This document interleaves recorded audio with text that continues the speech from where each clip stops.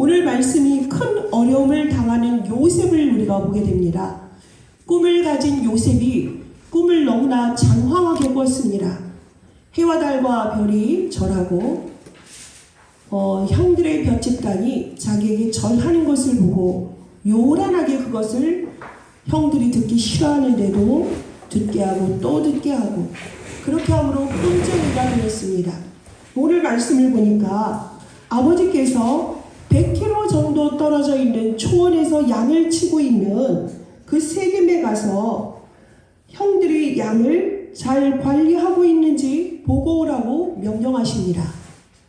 그러면은 지금 요셉은 어디에 거했다는 거죠? 아버지와 집에서 거하고 있는 중이었습니다. 그가 입고 있는 옷은 뭐였죠? 파스라는 채색 옷입니다. 손까지 발목까지 옷이 치렁치렁 이렇게 늘어져 있는 옷인데요. 형들이 입고 있는 것은 케토네토라고 해서 일복입니다. 소매도 없고요. 무릎까지 정도 오는 길이입니다. 그렇게 아버지 옆에 서 있을 때에 아버지께서 그에게 형들에게 다녀오라 할 때에 거기서 어떤 말도 하지 않고 순종하는 요셉의 모습을 볼 수가 있습니다. 요셉이 순종하여서 100km를 갔습니다. 종을 데리고 간 것도 아니고 그가 혼자서 100km를 간다는 것이 쉽지가 않습니다. 그때 무슨 수단이 있었던 것도 아니고요. 100km를 갔을 때에 어떤 사람을 만났죠. 그 세겜 땅에서 어떤 사람을 만났는데 형들이 어디 있는지 아십니까? 그랬더니 뭐라 그러죠? 도단으로 간다 하더이다 그럽니다. 도단으로 간다 할 때 요셉이 거기서 지치고 힘들다 형들 없으니까 집에 돌아가야지 그런 모습이 없습니다. 다시 도단까지 열심을 내어서 가서 형들을 이제 바라볼 때에 형들이 저기서 오는 요셉이 보입니다. 광야에서는 무엇을 하든 다 보이게 되어져 있어요. 그러니까 한다는 얘기가 뭡니까? 저기 꿈꾸는 자가 오는도다 그럽니다. 꿈꾸는 자가 오는도다. 여러분 그게 지금 좋은 의미로 한 것입니까? 아닙니다. 꿈꾸는 자의 그것이 뭐예요? 지금 이들에게 아주 그냥 밉고 분노가 가득 찬 그러한 단어가 표출된 거예요. 그 꿈을 꿨다는 그 자체도 맹랑한데 그거를 말하는 그 요셉의 태도가 더 마음에 안 들었다고 지난주에 말씀을 드렸습니다.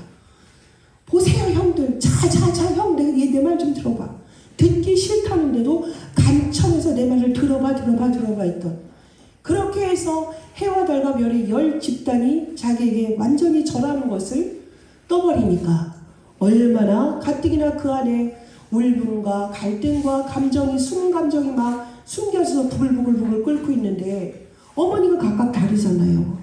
그런 상황에서 완전히 그냥 편애받는 저 얄미운 요셉이 그 말을 할 때에 그 꿈꾸는 자라는 것은 정말 죽이고 싶을 정도로 미운 자였습니다.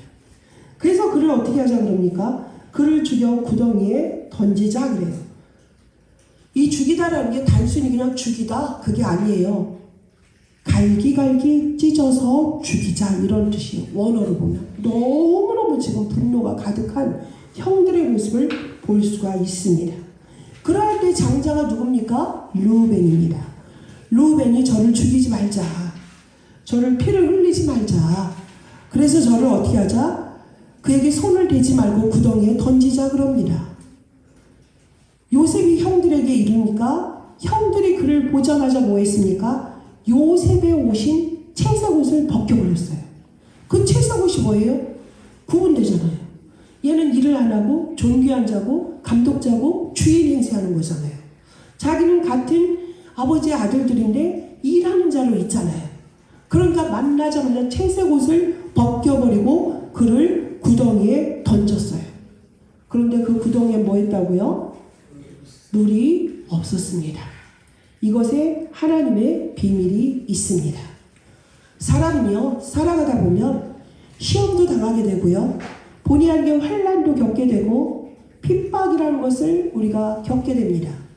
이것은요 인간 세상이 하나님의 나라로 구성된 것이 아니라 세상에서 사단이 왕노릇하기 때문에 당연한 것입니다. 사탄이 살아서 활동하기 때문에요.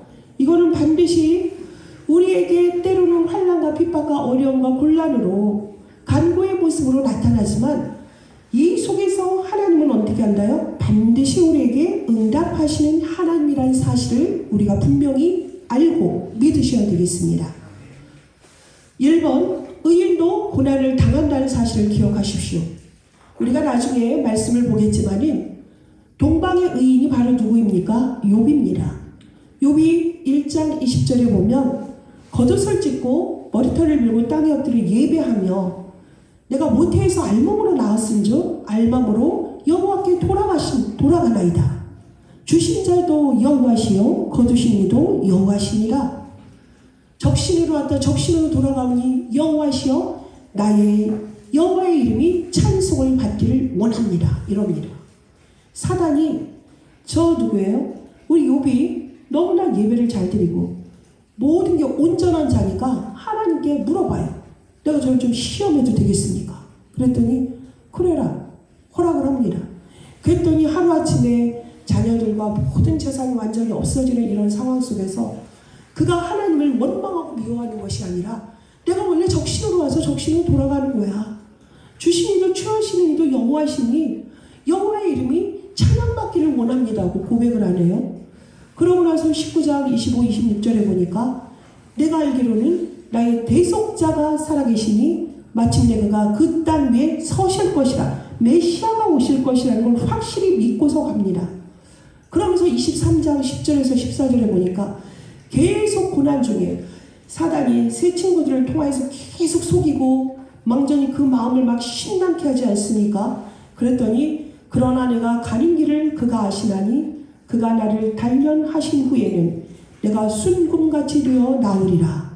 내 발이 그의 걸음을 바로 따랐으며 내가 그의 길을 지켜 치우치지 아니하였고 내가 그의 입술의 명령을 어기지 아니하고 정한 음식보다 그의 입의 말씀을 귀히 여겼도다.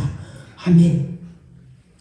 말씀을 따라갔어요. 현실이 지금 풍비박산이 났잖아요. 그런데도 그의 믿음이 끝까지 여호와를 바라고 여호와를 찬양하고 여호와의 이름을 존귀케 하면서 그가 내게 주시는 여호와의 말씀을 그의 입의 말씀을 귀히 여기고 따라갔다라는 말씀입니다. 아까 우리 권사님이 말씀을 따라가는 인생 되게 해달라고 했잖아요. 그러면 되는 거예요. 우리의 살아가는 과정에서 범죄한 우리에게는 생이 있으면 사가 있다니까요. 한 번 죽는 것은 정한 이치다 그랬고요. 그 인생의 굴곡이라는 것은 믿는 자나 믿지 않는 자, 언약 안에 있는 자나 언약 밖에 있는 자나 환난의 모습은 모양은 똑같다니까요. 근데 그것을 어떻게 바라보고 그 속에서 누구를 바라보냐에 따라서 그 결과가 아주 천양지차입니다. 그래서 여러분 사도행전 4장 1절에서 12절에 보면 예수님을 사람들이 환영을 하지 않습니다.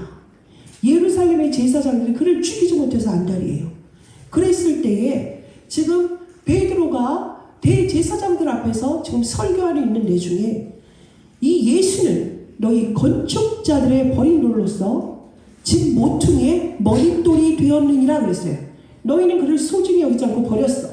근데 그는 뭐야? 집 모퉁이의 머릿돌이 되었어. 그래서 다른 이로서는 구원을 받을 수 없나니 천하 사람 중에 구원을 받을 만한 다른 이름을 우리에게 주신 일이 없음이라 하였더라라고 생명건 믿음의 고백을 하는 것입니다. 여러분 지금 베드로가 평안한 가운데서 하는 게 아니에요. 저 어떤 상태예요? 지금 죽음의 직전에 지금 종교 재판 속에 있는 거예요. 근데 그 속에서 예수가 그리스도이시고 그리스도 살아나셨고 부활의 증인이 맞고 지금 그 얘기를 하는 거예요. 너희들이 아무리 떠들어도 그 예수는 분명히 부활하셨고 우리의 생명이 되셨고 그분은 다른 이로서는 구원 얻을 수 없는 유일한 길이고 방법이다. 지금 그 고백을 하는 것입니다. 사도행전 7장에서도 완전히 그리스도의 부활을 증거하는 자들을 죽이고 하니까 스데반의 죽음도 있죠. 그리고 지금 계속 환난 속에 흩어지기 직전인데요. 거기에서도 뭡니까? 그 환난과 핍박 속에서도 예수가 그리스도임을 계속 증거하는 자들의 모습이 보입니다. 그리고 사도행전 17장에는 이 이 예수를 말할 때에 그 데살로니가에 야손이란 자가 이제 어떻게 했는가? 깡패들에게 잡혀가요. 그리스도를 얘기하고 이들을 혼란케 한다 그래가지고 잡아가는 그 상황 속에서도 예수가 그리스도심을 계속 증거하고 흩어지면 또 얘기하고, 아까 기도하신 것처럼 때로는 남은 자로 순례자로 흩어진 자의 모습으로 예수 그리스도를 증거하다 보니 그들이 모여서 안디옥 교회가 세워졌고요. 아시아를 넘어서 마게도냐를 넘어서 로마에게까지 이 복음이 증거돼서 그 복음이 우리에게까지 이렇게 전해지기까지는 통으로 켜임을 당하고 끓는 물에 들어가고 내 몸이 횃불이 되어가지고 그 네로에게 핍박을 받아서 로마에서 밤에 등불이 되기까지 많은 핍박과 곡절 속에서도 어떻게 했습니까? 예수 그리스도의 복음은 몇 년이 흘러가게 되어져 있었던 것입니다. 환난과 핍박 속에서도 성도는 신앙을 지켰다라는 것입니다. 다니엘서 6장에서도 조서의 어인이 찍힌 것을 알고도 그가 하던 대로 예루살렘을 향해서 창문을 열고 하나님 앞에 정시 기도를 드렸던 다니엘, 그리고 자기들이 정말로 그 왕이 내린 그 음식을 먹지 않으면 풀무불에 들어갈 것을 알면서도 여호와께서 그를 건전해 주지 아니하실지라도 그 속에 담대히 들어갔던 다니엘과 세 친구의 그 믿음, 그것은 다 무엇입니까? 겉으로는 환난입니다. 죽음입니다. 근데 그 이면에는 하나님의 완전하신 능력과 절대 은혜 속에서 그들을 지키셨던 것을 우리가 볼 수가 있습니다. 마가복음 10장 29절 30절에 말씀하십니다. 현세, 지금에 있어서 현실로 보기에는 집과 형제와 자매와 어머니와 자식과 전토를 100배나 받되, 근데 뭐예요? 박해를 겸하여서 우리가 받을 수 있다. 근데 내세에는 영생을 받지 못할 자가 없느니라. 그러나 먼저 된 자로서 나중되고 나중된 자로서 먼저 될 자가 많으니라. 정말로 같은 믿음의 시작을 했는데 주는 그리스도시여 살아계신 하나님의 아들이십니다. 이 고백, 천공 열쇠의 완전한 고백을 하고 음부의 권세가 이기지 못할 그 이름 그리스도를 고백해놓고도 우리 지금 뭘 하죠? 율법에 매이고요, 사람을 비판하고요, 도덕에 매여서 종교 생활의 그 옛 우리의 망대를 벗지 못하는, 이전의 망대를 버리지 못하는 우리의 모습이 있지 않습니까? 그러면서도 주여 주여 찾으면서 종교 생활을 하고 있고요, 비판을 하고 도대체가 겉모양은 그리스도야, 크리스찬이다. 근데 그 속에는 뭐예요? 복음의 능력을 체험치 못하고 복음의 외모습만 정말 따라하고 따라쟁이로 그 허세 속에 살아가는 우리의 모습. 그래서 우리가 겉모습에 속지 말아야 돼요. 먼저 된 자가 나중되기도 하고 나중된 자가 같은데 먼저 되기도 하고 영원히 하나님 앞에 쓰임받는 모습을 우리가 볼 수가 있습니다. 이번 요셉의 형들의 시기가 왜 나왔는지 우리는 확인해야 돼요. 그 원인이 뭐라고요? 시기하게 된다고요. 시기하게끔 했어요. 말을 어떻게 했다고요? 그냥 그가 말을 하는 정도가 아니라 말하는 태도가 너무너무 미운 거야. 그의 말로 말미암아 그를 더욱 미워하게 되었다라고 37장 8절에 말씀하고 계세요. 말하는 태도가 겸손히 겸허히 하는 것도 아니고, 설령 아버지가 저를 편애해서 12명의 아들들 중에 그를 감독관으로 세웠다면 형들을 세워달라고 말하기는커녕 그걸 당연한 듯이 떠버리고 떠들고 형들에게 그걸 누리고 특권을 누리면서 아버지 옆에 있고, 그러고 지금 나타났으니 저 꼼짝이 꿈꾸는 자가 오는데 저를 죽여버리자, 갈기갈기 찢어버리자. 뭐예요? 똑같이 하는 거예요. 루벤도 동생이 그렇게 소중하고 강야에서 피를 흘리지 말라 했으면은 그 동생을 어떻게 아버지께로 돌려보내려면 동생들하고 다툼을 하거나 뭔가를 해야 되잖아요. 말로만 하는 거예요. 그래서 구덩이에 던져서 혼을 내주자 이거 아닙니까? 여러분, 거기 광야에서의 그 구덩이라는 것은요, 옛날에 거기 떨어지면 누가 밧줄을 보내서 건져주지 않으면 올라올 수가 없는 거예요. 그런 상황이에요. 지금 완전히 옴짝달싹 못하게 지금 빠져 있는 거예요. 그가 그 구덩이에 들어가게끔 누가 그랬어요? 스스로 무덤을 팠다니까요. 겉으로 보기에. 요셉이 창세기 37장 1절에서 11절에 한 행동을 보면 너무 이기적이고 자기 중심적이고 정말 독단적인 모습을 완전히 자기 나르시즘에 거의 빠진 듯한 모습으로 보일 수도 있잖아요.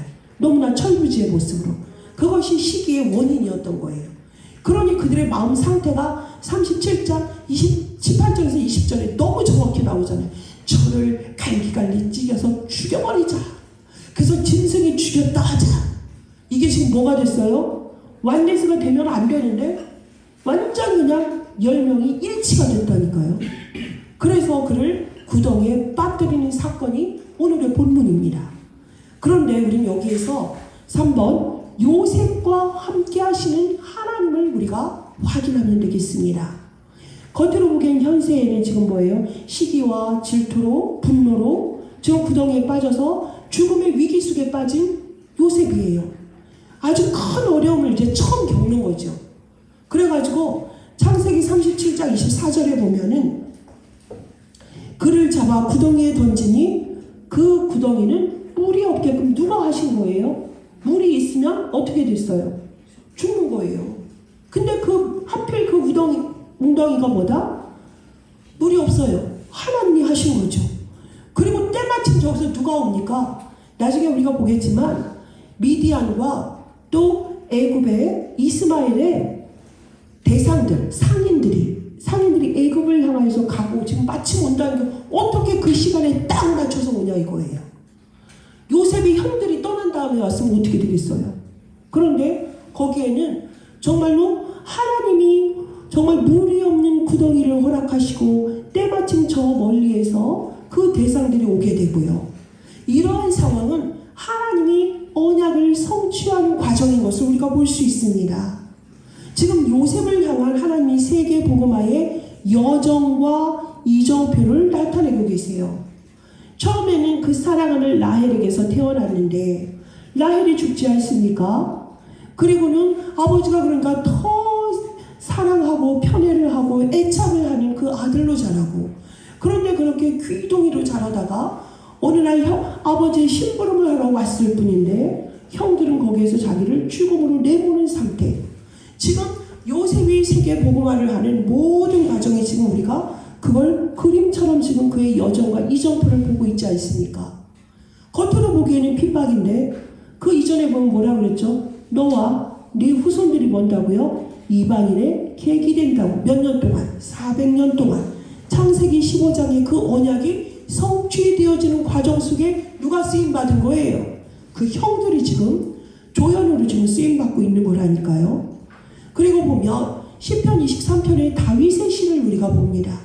다윗이 지금 완전히 쫓겨서 죽음의 위기 속에 있을 때 여호와가 나의 목자시니 내가 부족함이 없으리로다 라고 고백합니다.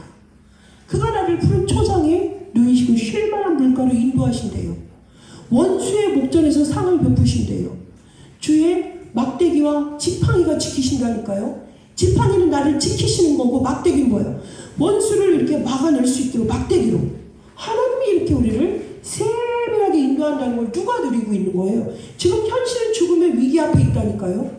그런데 그 영적인 사실을 알고 누리는 다윗의 모습이 시편 23편에 정확하게 기록되어 있습니다. 시편 27편에도 보면 원수들이 나를 대적해서 내 살을 갈기갈기 찢으려 하고 나를 죽이려 하는데 여호와만이 나의 요새시고 방패시라고. 지금 그 속에서도 오직 그리스도의 그 절대망대를 누리고 있는 다윗의 모습을 우리가 보게 됩니다. 그리고 그 하나님은 말씀하신 대로 이 땅에 처녀가 잉태해서 아들을 낳을 것이니 그 이름을 임마누엘이라 하리라 성취하셨어요.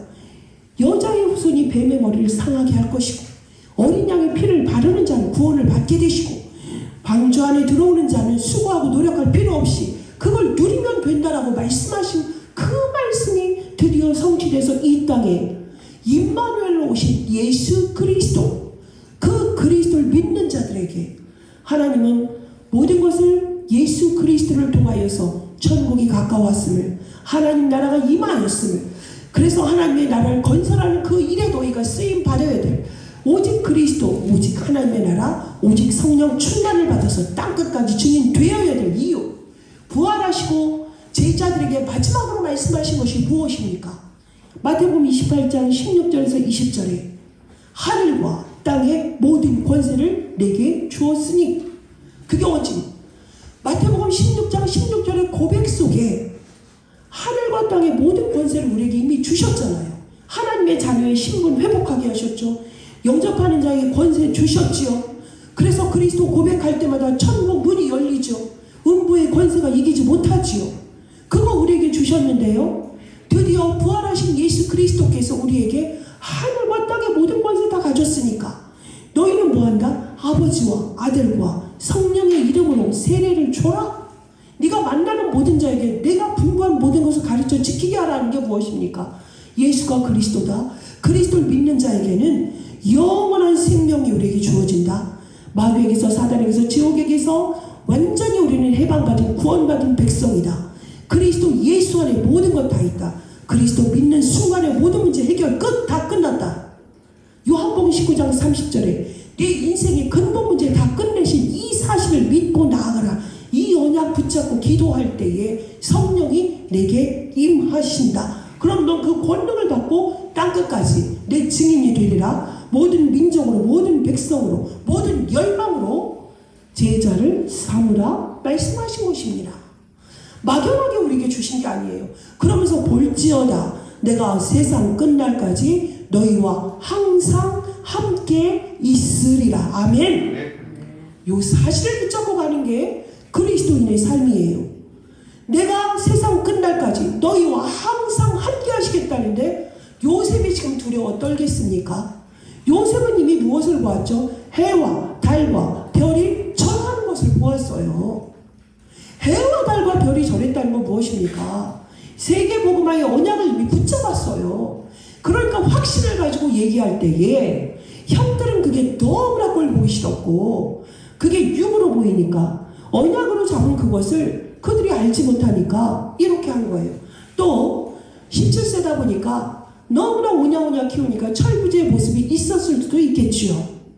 근데 하나님께서는 그를 언약의 여정 속에서 지금 야곱의 족보를 이어갈 때 그를 포커스를 맞추셔가지고 이끌어 가잖아요. 하나님이 함께 하심을, 하나님의 인도하심을, 하나님의 섭리를 지금 요셉을 통해서 나타내고 계시거든요. 그런데요, 그 요셉이 여러 가지 여정이 있었지만, 어머니의 고통도 있었지만 이제는 두 번째 여정이잖아요. 무엇입니까?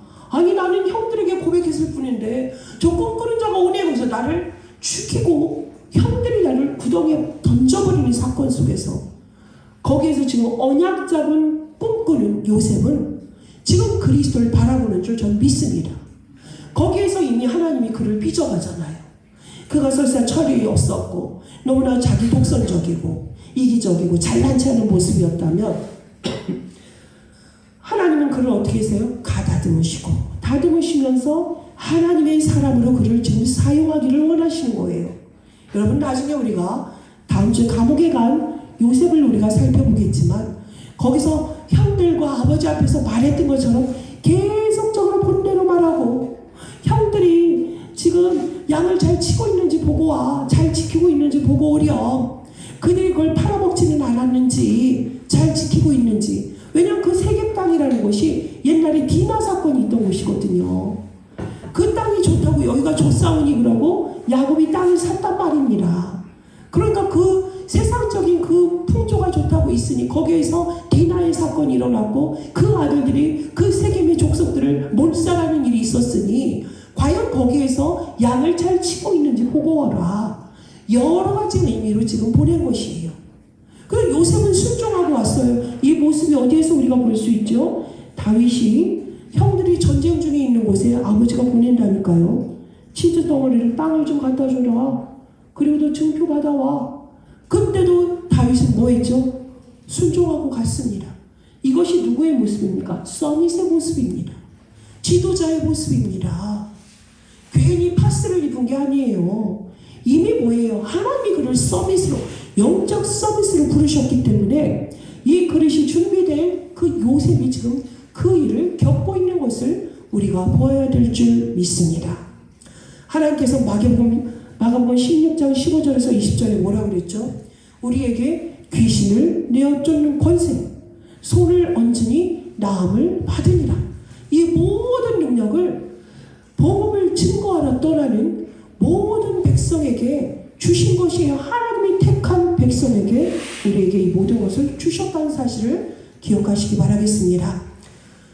악인의 행위는 실패한다는 사실을 기억하십시오. 그러나 그것도 뭐한다? 하나님의 계획을 바꿀 수는 없다.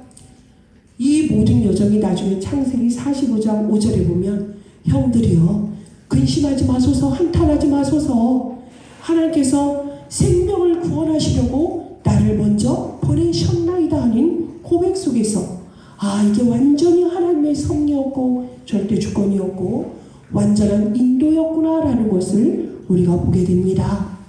잠언서 16장 4절에 보면 여호와께서 온갖 것을 그 쓰임에 적당하게 지으셨다 그러셨어요. 적당하게. 저 악한 놈은 악하게, 아주 악한 놈, 희대적인 악한 놈, 영원히 기억되는 막 히틀러 같은 사람, 하나님이 그렇게 지으셨어요. 왜요? 악인도 악한 날에 하나님이 적당하게 쓰시려고 이렇게 지으셨다라고 되어져 있어요. 여러분 그런 걸 보고 세상 사람들이 너무 잘 나가, 저 악한 놈이 너무나 승승장구해, 그런 거 뭐 절대 낙심하거나 시험 들 필요가 없어요. 가라지도 알곡을 거둘 때까지 그대로 두잖아요. 왜 그럴까요? 알곡이 다칩니다. 하나님이 그걸 다 보고 계셔요. 우린 우리의 길, 옳은 길 따르라. 승리의 길 뭐예요? 예수 그리스도의 그 길을 따라, 그 반차를 따라가면 되는 거예요. 다른 사람하고 비교할 것도 없고 그 속에서 속을 필요도 없어요. 이러할 때 하나님은 로마서 8장 28절에 말씀하셔요. 우리가 알거니와 하나님을 사랑하는 자 곧 그의 뜻대로 부르심을 입은 자들에게는 모든 것이 합력하여 선을 이루느니라. 여러분 여기에는 선한 자, 믿는 자만 있는 게 아니라니까요. 하나님은 때로는 악인을 나의 원수까지도 합력해서 하나님의 뜻을 이뤄가기 도구로 사용하세요. 여러분 그런 체험 없습니까? 저는 그런 경우가 참 많습니다. 저 사람하고는 하고 싶지 않은데 저 사람이 끝까지 나를 인도해 가더라고요. 한때는 나를 힘들게 했던 사람인데 그 사람이 나를 견인해가지고 이끌어가가지고 나의 일을 하게 하더라고요. 하나님이 하시는 건 너무나 신묘막측해요. 그래서 여러분 주변에 있는 여러분 괴롭게 하는 사람, 힘들게 하는 사람, 저 사람 때문에 고난 중 겪고 있는 사람이 있습니까? 하나님이 붙인 사람입니다. 미워하지 마십시오. 하나님의 여러분의 시간표 때에 하나님의 글을 쓰시려고 사용하시려고 하나님의 여러분 옆에 붙여놨다는 사실을 기억하시기 바라겠습니다. 하나님께서는 이게 계시록 22장 10절 12절에 보니까 마지막 때에 예언의 말씀을 인봉하지 말라 그랬어요. 때가 가까우니라. 불의를 행하는 자는 그대로 불의를 행하고 더러운 자는 그대로 더럽고 의로운 자는 그대로 의를 행하고 거룩한 자는 그대로 거룩하게 하라라고 말씀하셔요. 그래서 여러분 정말 하나님께서는 이 모든 것을 각 사람의 행한 대로 그 상을 행한 대로 갚아주리라고 하셨어요. 대가가 있다고요. 죄의 삭은 뭐였습니까? 사망이었습니다. 우리가 범죄한 결과 사망에 이르게 되어졌잖아요. 그거를 그리스도께서 우리를 건져내 주셨잖아요.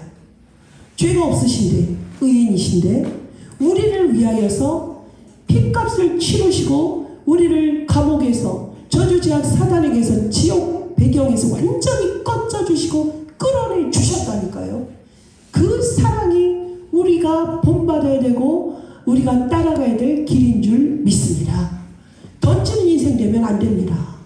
형들처럼 분노대로 네가 이에는 이 눈에는 눈 이래가지고 그를 원수를 갚는 것이 아니라 정말 우리는 영적인 사실을 먼저 깨어서 기도함으로 그 현장을 정확하게 파악을 하고 진단을 한 후에 이곳에 그리스도가 필요하구나. 그래서 하나님께서 나를 먼저 보내셨구나. 이 사실에 먼저 눈 뜨는 여러분 되시기 바라겠습니다. 그래서 요셉이 그 속에서 기도 속에서 있었고요. 요셉이 완전 무결하고 흠이 없는 자였다면 우리에게는 희망이 없어요.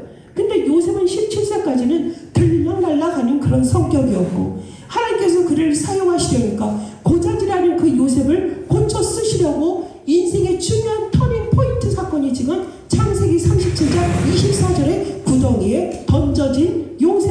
모습인 것을 우리가 볼 수가 있습니다. 하나님께서는 여기에서 그의 삶을 이제는 완전한 전환점을 가지고서 입을 닫게 하고 기도하게 하시고 하나님만 바라보게 하시고, 아, 하나님이 나에게 꿈꾸게 하셨던 이유가 이것이었구나. 그러면 하나님이 지금 나와 함께 하시고 이 꿈을 하나님이 성취하시겠구나. 이것을 알고서 희망을 가지고서 있는 것입니다. 요셉을 보낸 목적 속에 하나님의 계획이 있습니다. 여러분 지금 힘든 부분이 있습니까? 자녀가 뜻대로 되지 않습니까? 내 말을 듣지 않습니까? 여러분의 건강에 문제가 생겼습니까? 하나님이 허락하신 거라는 것을 믿으시기 바랍니다. 좋은 것만 취하는 것이 아니에요. 여러분 좋은 것만 취했는데 나중에 이렇게 독소가 되는 거 너무나 우리가 삶 속에서 보지 않았습니까? 달콤한 말을 하고 달콤한 유혹을 한 후에는 뭐가 있죠? 내 것을 깡그리 뺏어가는 그런 악한 심령이 세상에 깔려있다는 거 우리가 보고 있지 않습니까? 그런데 우리는 환난이나 핍박이나 기쁨이나 즐거움이나 정말 달콤한 선악과의 유혹이 있다 할지라도 우리는 항상 뭐의 눈으로 보죠? 그리스도의 안경을 끼고 그 현상을, 그 사건을, 그 상황을 볼 수 있는 눈이 우리에게 24시간 누려지는 인생 되어야 될 줄 믿습니다. 그래서 우리에게 뭐하라고 그럽니까? 오직 그리스도의 언약 붙잡고 24시간 집중하는 은혜가 있기를 지금 계속적으로 하나님 말씀하지 않습니까? 여러분 정말 우리에게는 완전한 답을 이미 주셨어요. 요셉에게 주셨고 우리에게 그리스도를 주셨고 값없이 은혜로서 하나님 자녀 삼아 주시는 그 순간에 하나님의 형상 회복된 우리에게는 우리는 그걸 뭐하라 그랬죠? 누리고 기도하고 전하라고 말씀하셨습니다. 그럼 우리는 그걸 누려야죠. 실천해야죠. 우리가 지금 계속 하는 게 무엇입니까? 삶 집중을 해야 되고 그럴 때 삶 세팅이 되어지고 삶 응답은 당연히 누려지는 것이라고 말씀하지 않습니까? 그것이 뭐예요? 성삼위 하나님이 살아 계시고 지금 하늘과 땅의 모든 권세를 가지고 우리에게 뭐 한다고요? 항상 함께 있을 것이니 너희는 이것을 누리라고 말씀하셨잖아요. 누리면서 기다리고 도전하는 때를 우리에게 주시겠다고 약속하시니 아침에 일어났을 때 밤에 잠잘 때 이것이 나의 영적인 하나님과의 만남이요 소통이요 예배의 자리가 된다면 우리의 낮의 시간이라는 것은 시편 23편의 요 다윗의 고백이 우리의 고백이 될 수밖에 없습니다. 이 삶 집중이 되는 사람은 하나 하지 말라 해도 우린 뭐가 되죠? 항상 말씀 앞에 기도 속에 다니엘처럼 요셉처럼 다윗처럼 그 정해진 하나님과의 교제가 하나님과의 보좌의 축복을 누리는 사람에게는 우리의 삶이 어떻게 되죠? 플랫폼이 될 수밖에 없어요. 예배 속에서 기쁨이 넘치고 항상 평안하고 여유롭고 사람을 배려할 수밖에 없고 그것에서 내가 서 있는 이유를 아는 바스코로로 이 자리에 이유를 아는 자 그러니 하나님이 거기에서 뭐합니까? 그들에게 빛을 발하고 그들에게 답을 주는 인생이 되는 파수망대의 역할을 하게 하지 않습니까? 여러분을 하나님이 도구로 쓰시겠대요. 부족하고 연약하고 다듬어지지 않은 우리를 하나님께서는 뭐예요? 모퉁이에 머릿돌로 쓰시겠다고 우리를 부르셨어요. 그래서 우리에게 안테나의 역할을 하게 하는 거 아닙니까? 그리스도의 보좌를 향해서 완전한 답 앞에 완전히 하나님을 24시간 바라볼 때 그 절대망대가 안테나가 되어서 하늘의 복이 땅으로 흘러가는 그 길에 우리를 쓰시겠다고 약속하십니다. 이것이 되어지니 여러분 우리에게 문제가 되지 않는다니까요. 문제가 있어도 예수는 그리스도 직진 갈등이 있네. 예수 그리스도 언약 잡고 그 갈등 속에서 갱신할 수 있고 거기서 하나님의 무한한 능력을 체험하는 기회가 되는 거예요. 그래서 우리는 거기에서 뭐예요? 위기가 우리에게 최고의 축복의 기회네. 이걸 또 확인하는 그게 우리의 길 아닙니까? 그게 우리의 여정입니다. 하나님 이것 때문에 우리에게 7망대와 7여정과 7이정표 가라 그랬어요. 7망대를 누림으로 힘을 얻어라. 24시 누리면 힘 난다. 그러면 그걸 가지고 뭐하라? 25시간 하나님의 시간표로 들어갈 때 너희들에게 뭐가 된다? 길이 된다 그러셨어요. 그것 가지고 우리가 이정표를 갈 때 어디에서 시작합니까? 주는 그리스도시여 살아계신 하나님의 아들이시니라. 갈보리산의 그 고백이 어디까지 갑니까? 로마 복음화까지 가는 그 길의 모든 이정표 속에서 하나님이 우리에게 답을 주시고 영원의 기업이 되고 작품이 되고 유산이 되게 하시겠다고 약속하셨어요. 그러니 우리는 오늘에 승리하여야 되겠습니다. 오늘이 어떤 인생입니까? 환난과 핍박과 큰 어려움을 당한 요셉의 모습입니까? 우리에겐 문제가 없다 그랬어요.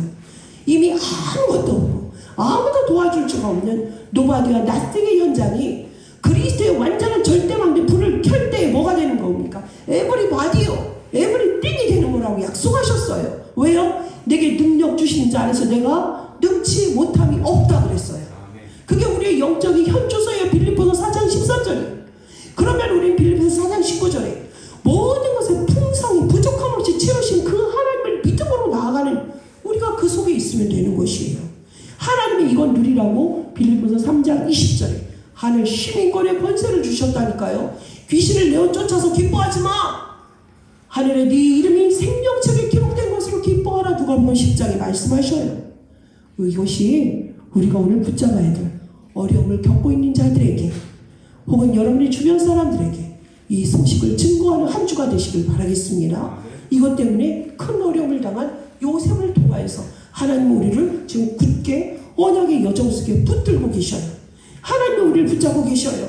우리가 그 언약을 붙잡으면 우리가 붙잡은 그대로 하나님이 나의 언어를 사용하셔서 그 일을 성취하시는 여호와이심을 믿고 우리가 아무리 10대 1로 형들이 나를 이렇게 구덩이에 집어넣었다 하더라도 절대로 거기서 낙심치 말고 불신앙하지 말고 정말 그곳에서 완전히 그리스도의 진리를 붙잡고 그 안에서 그리스도의 영원한 그 축복을 누리는 풍성히 누리는 전도 제자의 그런 삶의 여정이 되시기를 예수 그리스도 이름으로 축복합니다. 기도하겠습니다. 하나님 감사합니다. 여러 가지로 상황을 볼 때에 위기 속에 처한 것 같은 요셉의 모습을 우리가 보았습니다. 하지만 그 구덩이는 하나님의 축복의 장소요, 하나님의 복의 근원으로 그를 새롭게 쓰시려는 하나님의 절대 주권 속에서 새로운 전환점인 것을 우리가 오늘 말씀으로 깨닫게 하시니 감사합니다. 하나님께서 새롭게 살리시고 하나님의 그 뜻을 이루기 위해서 새롭게 여정을 가시기에 하나님의 새로운 역사를 시작한 그 구덩이가 우리에게도 인생 가운데 있을 것인데 하나님 그곳에서 감옥에 갇힌 자가 아니라 하나님의 역사가 새롭게 시작되고 축복의 출발점인 것을 우리가 알게 하여 주시고 하나님의 역사를 기대하며 그리스도의 능력과 그리스도의 그 큰 권능 아래서 그 생명을 충만하게 누리는 우리의 인생 되게 하여 주옵소서. 그 인생의 변곡점과 그 이정표 속에서 하나님의 손길로 하나님이 나를 다듬고 계시며 위대한 도구로 하나님의 뜻을 이루는 237 나라 5천 종족을 살리는 그 길에 우리를 치유해 주시고 우리를 다듬어 주시고 그래서 하나님의 때에 정확히 쓰임받는 우리를 하나님이 빚어가시는 그 과정임을 알고 감사함으로 그 현장 가운데서 오직 그리스도 하나님의 나라 오직 성령 충만을 누리는 우리 다민족 선교의 모든 주의 백성 되게 하여 주옵소서. 그리스도 예수 안에서 강하게 하여 주시고 담대하게 하여 주심으로 평안하게 여유롭게 그 현장 가운데서 그리스도의 빛을 발하는 플랫폼 파수망대 안테나 되게 하여 주옵소서. 예수 그리스도의 이름으로 기도합니다. 아멘.